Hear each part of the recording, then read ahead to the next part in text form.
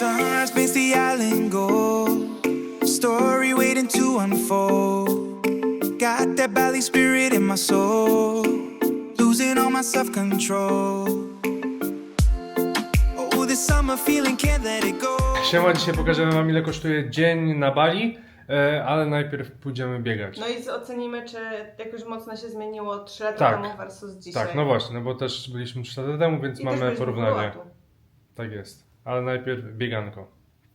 Ebb and flow, yeah, this paradise is all I know. Watch the vibrant colors flow.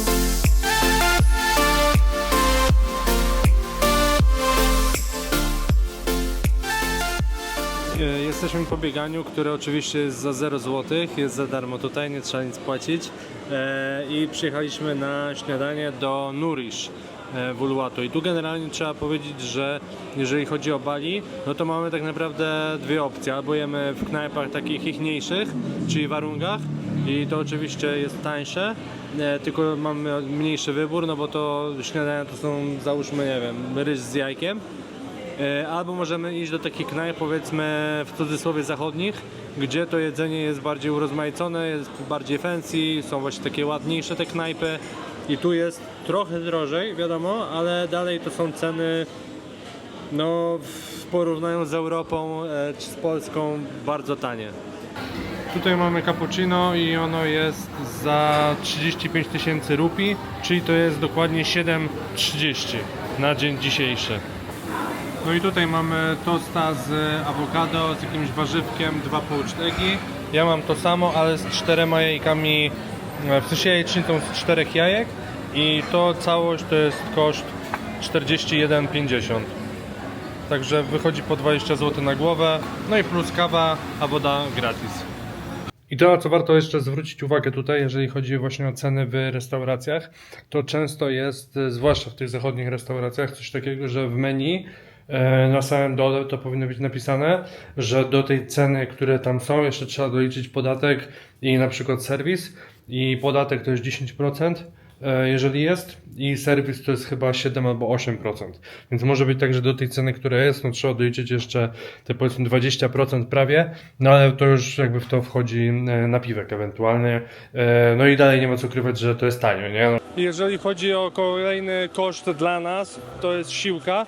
I siłki tu są ogólnie drogie. I tu trzeba pamiętać o tym, że w sensie drogie jak na Azję, bo jak na Polskę no to nie, ale jak na Azję są dosyć drogie, dlatego że tutaj wstęp jednodniowy to jest w przeliczeniu no prawie 50 zł za osobę, więc no mówię, to jest dosyć drogo, i weekly chyba kosztuje 200 zł, więc no mówię, jest dosyć drogo, jeżeli ktoś chciał na przykład na dłużej tu zostać, ale tak jest zarówno i w Uluwatu, i w Canggu, i w ogóle chodzi o takie siłki, powiedzmy lepsze, no to one raz, że w ogóle wyglądają jak takie typowo crossfitowe siłki, no teraz hyroxowe bardziej, no to właśnie, że trochę kosztują, nie? Wróciliśmy z siłowni i jeżeli chodzi o siłki, no to pewnie już Piotrek Wam mówił, że jest to dość droga siłownia. Jeżeli chodzi o takie standardy w ogóle ogólne, ale też zwłaszcza jeżeli chodzi o Azję, nadal jest taniej niż w Warszawie, bo u nas na przykład wejściówka kosztuje 75 zł na siłkę, na tą, na którą my chodzimy, natomiast ja bym chodziła, opowiem tak, jak ja bym tutaj została, to bym na tą siłownię prawdopodobnie chodziła, bo klimacik jest fajny, mimo że ja Hyroxa jakoś nie lubię i nie trenuję. To jest wszystko, co mi potrzeba, bo ja też nie jestem maszynowym człowiekiem, tylko mi potrzebna jest sztanga, wolny ciężar. Fajnie było, także ja jestem zadowolona. A teraz co, idziemy? Jest. Albo wejdź tutaj bardziej. No i jeżeli chodzi o knajpę i w ogóle przemieszczanie się, no to mamy tak naprawdę dwie opcje, które mają sens, bo trzecia, czyli taksówka, totalnie nie ma sensu.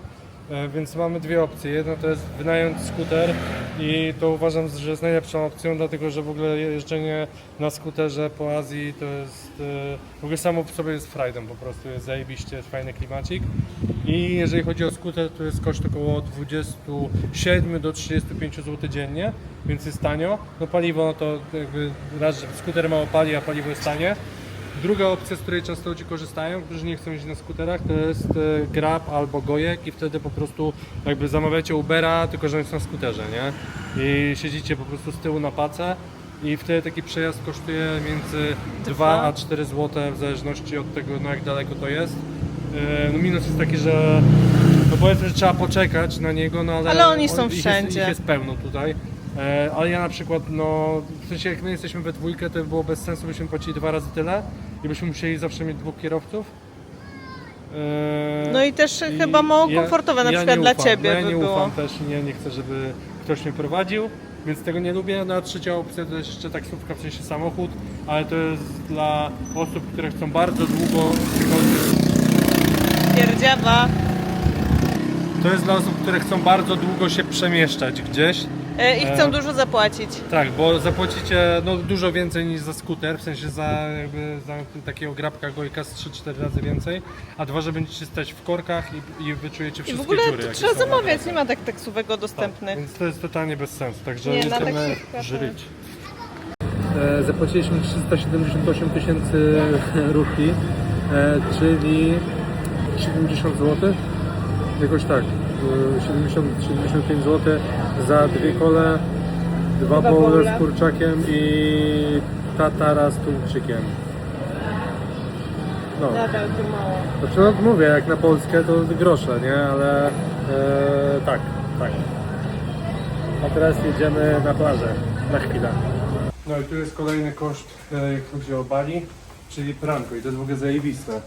Ja się mega tym jarałem, jak pierwszy raz przyleciliśmy na Bali i my wtedy oddawaliśmy to pranie tak po prostu. Widzieliśmy pranie, to oddawaliśmy pranie, bo było mega tanio, ale po Filipinach i po Tajlandii zacząłem patrzeć, gdzie, w sensie oceny tych pralni, bo po prostu zdarzały się nam przypadki, że na przykład coś wróciło albo upierdolone, Albo nie nasze. albo nie nasze nawet, albo coś Zgubiło. czegoś zabrakło, No. więc od tamtej pory patrzę na recenzję tych laundry i właśnie ta była droższa, ale ta była też lepsza, bo ogólnie jest tak, że jak dajecie Się brania, okaże. to oni po prostu biorą na wagę, płacicie, nie wiem, 6 zł za kilogram i chuj, i to jest wszystko.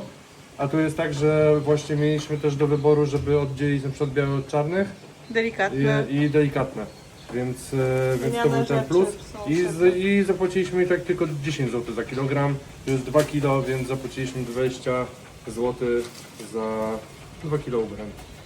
Ja tylko chciałam dodać, że jakby tyle kosztowało pranie w Polsce, to totalnie nie kupowałabym nawet pralki, nie robiłabym prania w Polsce, tylko bym po prostu to oddawała.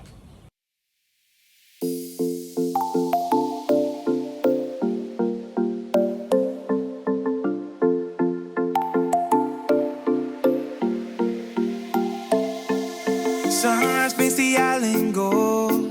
Story waiting to unfold. Got that Bali spirit in my soul. Losing all my self-control. Oh, this summer feeling, can't let it go. Dancing in the tides, ebb and flow. Yeah, this paradise is all I know. Watch the vibrant colors slow.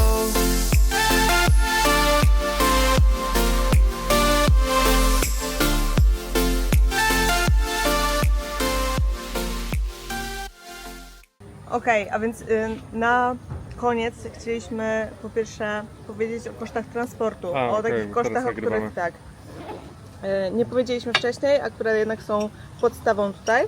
Jeżeli chodzi o transport z lotniska do Canggu albo do Uluwatu, to w dwie strony jest po 500 tysięcy rupii, więc 100 zł. Jeżeli chodzi o Uluwatu i na przykład Ubud albo Sideman, bo to są podobne ceny, to już jest, no my zapłaciliśmy teraz na przykład 900 tysięcy rupii, czyli prawie 200. I te ceny praktycznie się nie zmieniły przez 3 lata, bo 3 lata temu płaciliśmy dosłownie tyle samo. Też płaciliśmy Tak. z Amedu do Uluwatu 2 miliony wtedy, więc, No. więc wychodzi bardzo podobnie. Jeszcze koszty, jakie dochodzą oczywiście przy wlocie na Bali, no to jest koszt wizy i takiego podatku po prostu Tak. środowiskowego, tak zwanego. Tak. I to jest około... Mm, Dobre, nie? no. I wiza chyba kosztuje około 120 zł za Klejmy osobę. może tutaj po prostu, żeby No chyba, jak że znajdę, wiesz. jak znajdę, to tak. Ale chyba około 120 zł. No i mamy jeszcze internet, który jest ważny i my, jak chodzi o internet, używamy aplikacji Eirelo. O takiej. I my jej używamy już od dłuższego czasu, w sensie do Wszędzie, wyjazdów. gdzie byliśmy, Tak. to z niej prostu korzystaliśmy i karty wszędzie się eSIM. sprawdzała. Jeżeli chodzi o ceny, no to zależy już od tego, na ile kupujecie, jaki pakiet, jak wysoki internet. Więc myślę, że to już zostawię tutaj No wam tak, sobie do my sprawdzenia. wykupiliśmy Drogie, bo my zakupiliśmy na najwyższy. miesiąc. najwyższy 30-dniowy 50 GB i płaciliśmy, nie wiem ile, Jest to chyba 40 zł? $42, czyli to jest no 150 zł około. No. Ale są oczywiście tańsze, krótsze i też tutaj nie ma problemu z Wi-Fi czy w restauracjach, w Tak, hotelach, jeżeli chodzi o Bali, Airbnb. to wszędzie jest praktycznie Wi-Fi, więc o Mhm. ile nie macie potrzeby jak my, żeby być cały czas online, co się przydaje przy mapach na przykład, jeżeli jesteście na plaży, nie wiecie jak dojechać jeszcze, no to jednak ten internet się przydaje, chyba że sobie wcześniej te mapy pobierzecie. Więc w takich sytuacjach no warto gdzieś awaryjnie mieć chociaż nawet ten mały pakiet moim zdaniem właśnie na tripie, zwłaszcza jak sami podróżujecie, a nie jesteście wożeni przez Gojka czy taksówkę. A tak to po prostu wszędzie jest internet, w hotelach też. Zazwyczaj jest to dobry internet, zwłaszcza jeżeli chodzi o Uluwatu czy Canggu, to tam ten internet jest szybki stosunkowo. W takich miejscach jak tutaj, no to nie wiemy na razie, przekonamy się. Właśnie z kosztami jeszcze jedna rzecz, którą chcieliśmy powiedzieć, no bo to jest najczęstsze pytanie. Tylko ale ten, wiesz... tylko ja mam wrażenie, że to jest też najczęstsze pytanie ludzi, którzy i tak nie podróżują, tylko oni planują po prostu koszty podróży, w którą nigdy nie ruszą. wyruszą albo... Tak, czyli koszty biletów i koszty noclegów, no bo to są największe koszty tak naprawdę na każdym wyjeździe praktycznie. Może nie w Europie, może w Europie koszty transportu nie są najdroższe, ale no jak chodzi o Azję, Amerykę czy cokolwiek, no to tak. No to jakby bilety można sobie sprawdzić po prostu, jakby cenę biletów można sprawdzić. Od razu wam mówię, że to co pokazuje internet to takie są ceny po prostu. Tak.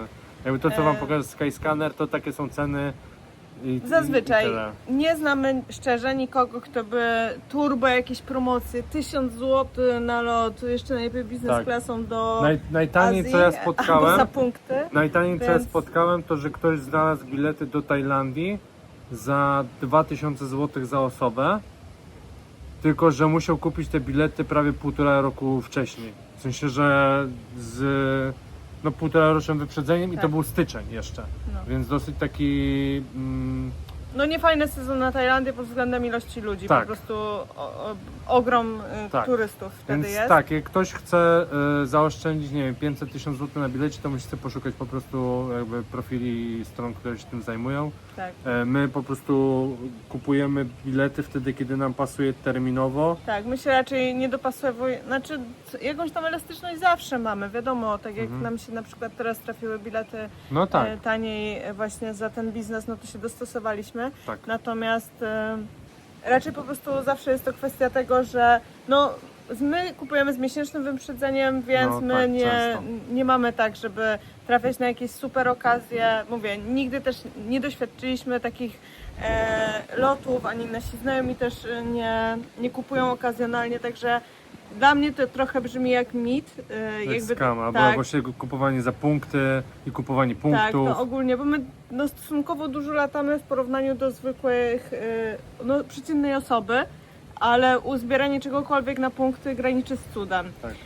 Ale to już pomijam ten fakt, bo to po prostu taka anegdotka, że po prostu nam się z tej perspektywy wydaje to jakimś skamem i że ktoś po prostu chce na tym zarobić, robiąc takie profile na socjalach Tak. i tak nakręcając No i ludziom. do tego wiadomo, dochodzi jeszcze to, że Eee. niektóre te bilety są takie, że macie na przykład 2-3 przesiadki, że ta podróż trwa 30 parę godzin, to trzeba też brać pod uwagę. Ale zazwyczaj właśnie im dłuższa podróż i więcej lotów, tym ja widziałam, że te ceny są wyższe, więc dla mnie No to różnie, też jest... no różnie, ale nieważne. Eee. I Airbnb jeszcze, czy Tak, tam noclegi. i zmieniając temat, właśnie ostatni koszt, czyli Airbnb, noclegi, hotele, Tak. zwał jak zwał. Tak. Jeżeli chodzi o hotele, to powiedziałabym, że Azja jest dość atrakcyjna tutaj, bo hotele można znaleźć tanio. Tak, i są to też takie niezłe, takie, tak. że normalnie macie basen, śniadanie w cenie, spoko nawet widoczek. Tak, Tylko, że wiadomo, no nie na przykład w Amedzie, bo w Amedzie prawie nie ma hoteli. no, Jeszcze są takie, rezorty bardziej. no takie motele, czy tam Albo. hostele, Tak. ale jak chodzi o nie Uluwatu czy Ciangu, to na bank jest mnóstwo dowalonych hoteli, także z tym pewnie nie ma problemu. No i my właśnie szukamy noclegów zawsze na zmianę na Airbnb, na Booking.com. Ale I- głównie na Airbnb, bo my jednak lubimy mieć większą przestrzeń. No my też lubimy po prostu mieć... Wyłączność. No. Tak, że no na przykład ta willa, w której byliśmy w Uluwatu, no to była jakby prywatna, inaczej, to była willa, która jest przez firmę, czyli można powiedzieć, że to jest ala resort, no bo tam tych willi było kilka, Tak, i to jest ale też popularne, to było na Airbnb, nie? że jedna osoba, czy tam jedna jakaś grupa, bo to się często nazywa tak jak u nas Jolla Group Hospitality, tam gdzie my byliśmy, no to po prostu oni mają ileś tam posiadłości Tak. i po prostu wszystko jest często wystawione jako po prostu willa pod jednym gospodarzem na właśnie Airbnb. Tutaj warto też sobie te oferty sprawdzać na Agodzie, na Airbnb i na Bookingu, jeżeli chodzi o Azję, bo zdarzało się tak, że jedna oferta na Airbnb była droższa na przykład, a na Bookingu tańsza. Tak, jeszcze ja na Jakby przykład w tym samym terminie. Chciałem No. powiedzieć, że ja na Bookingu jeszcze mam ten Genius poziom 3, więc na przykład mamy tak, że czasami jest 15% taniej. Przez to, że mamy ileś tam no, wydanych złotych na Bookingu, no to po prostu mam tańsze niektóre te hotele. Ale no, generalnie w większości powiedziałbym, że nasze noclegi kosztowały między 500 a 700 zł za noc. W sensie za dwójkę, po prostu za noc w jakimś noclegu. Ale my jesteśmy bardzo wybredni. I to też trzeba brać pod uwagę, że można dużo taniej znaleźć i to po prostu wystarczy poszukać sobie na Airbnb, na Bookingu właśnie w tych ofertach. Prawdopodobnie, Asia odeszła akurat, to mogę sobie powiedzieć, że prawdopodobnie jakbym podróżował na przykład sam albo z ziomkiem, to bym brał tańsze rzeczy, nie? No, ale my bierzemy po prostu bardziej na wypasie noclegi, bo bo Tak, dajemy i zgania sobie... to Piotrek na mnie, ale wcale tak nie jest, bo to ty patrzysz, czy wszystkie okna czy mają tak, zasłony, no tak, czy też opinie i tak dalej, No ale tak, nie, prawda tak. jest taka, że po prostu my się od jakiegoś czasu zrobiliśmy bardzo wrażliwi, jeżeli Komfort. chodzi o sen. Tak, Musi być ciemno, musi być cicho. tak. I tutaj mamy takiego troszeczkę pierdolca. Tak, no bo mieliśmy po prostu różne przygody Tak. i mamy PTSD. Tak, do tego Więc- my nie lubimy być w takim dosłownym centrum, blisko centrum, ale jednak troszeczkę tak wiecie, na uboczu. Ale to, co jeszcze chciałam powiedzieć przy okazji noclegów, to, że to na Airbnb i tutaj w ogóle zawsze tak wygląda, że albo macie samodzielne zameldowanie, albo się dogadujecie i po prostu macie kontakt normalnie potem do... Kogoś to się zajmuje. tak, tym. do właściciela, gospodarza.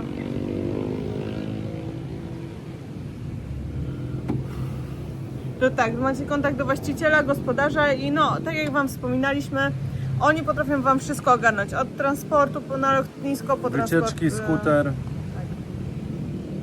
pranie. wszystko. Także warto też często z tego korzystać, bo jest to po prostu szybsze i też często to są rodzinne biznesy. Także tak. My często właśnie... A jeszcze jedną rzecz, którą chciałem powiedzieć a propos kosztów, bo to jest bardzo ważne, to, że obowiązkowo musicie wyrobić sobie kartę Revolut, albo podobną, ale z tego co wiem jest tylko Wise chyba i Revolut, jak chodzi o takie karty właśnie do użytku powiedzmy za granicą, z przewalutowaniem i Revolut się bardziej opłaca. I co też jest warto mieć, to mieć kartę fizyczną. Nie tylko założyć konto, tylko żeby też założyć, żeby mieć kartę fizyczną, bo są tu miejsca, na przykład sklepy spożywcze. Generalnie jakby kartą można płacić wszędzie i to w większości przypadków płacę zbliżeniowo telefonem, ale są na przykład sklepy spożywcze, gdzie nie ma tego zbliżeniowej jakby opcji i musicie mieć kartę fizyczną. No i Revolut właśnie ma ten plus, że tam jest chyba do 3,5 czy 5... No i do bankomatów przede wszystkim. No tak, bo tam jest właśnie od 3, chyba 3,5 albo 5 tysięcy złotych bez, w sensie przewalutowanie bezprowizyjne, więc to się bardzo opłaca. I też warto mieć trochę kasy, w sensie rozmienić, Gotówki, nie? zawsze. Żeby złotówki zamienić na przykład na euro albo dolary, chyba że macie euro albo dolary, przylecieć tutaj, poczekać aż będziecie właśnie albo w Ciangu, Uluwatu czy gdzieś, Mieście. gdzie są kantory i w tych kantorach no, raczej wszystkie ceny są takie same, jak chodzi o przewalutowanie i sobie po prostu kilka milionów rupii, czyli tam nie wiem, no z 5-6 stów rozmienić Mieć tak, przy żeby sobie. mieć, bo kierowcom będziecie płacić gotówką, wycieczki głównie są gotówką. Na plaży, jak coś chcecie, też No, często. tak, parkingi, o to jest ważne, żeby mieć właśnie takie mniejsze nominały typu 2 albo 5 tysięcy za parking, za plażę. leżaki czy Tak, coś za jakieś tam, takie jak pierdoły, bo tu trzeba mieć gotówkę. W sklepach czy w restauracjach to nie ma problemu. Kartą. Tutaj, tak. Tak, omówiliśmy chyba Wam wszystkie koszty. Jak macie jeszcze jakieś pytania, to możecie śmiało w komentarzu je zadać. To odpowiemy albo w komentarzu, albo w kolejnym vlogu, ale wydaje mi się, że większość tych kosztów omówiliśmy. Generalnie, tak jak mówią właśnie, że do Azji najtrudniej jest przylecieć, w sensie najdrożej, a być tutaj może być tanio. Bali jest wyjątkowo drogie, jak na Azję, w sensie w porównaniu przed do Filipin. Filipiny są tańsze, Tajlandia jest tańsza, chyba że mówimy o jakimś tam Phuket. Ale generalnie Bali stosunkowo do tych wszystkich miejsc. Tak, Tajlandia była tańsza? Tak. Bali jest stosunkowo jednym z najdroższych miejsc, dlatego że jest po prostu jednym z najbardziej też turystycznych i też fancy, po prostu. Tu jest zajebiście, nie? Tu jest zajebiście, To prawda. więc za to się po prostu płaci. Ale można tanio siedzieć na Bali, To na pewno. tak jest. Także widzimy się w kolejnym odcinku.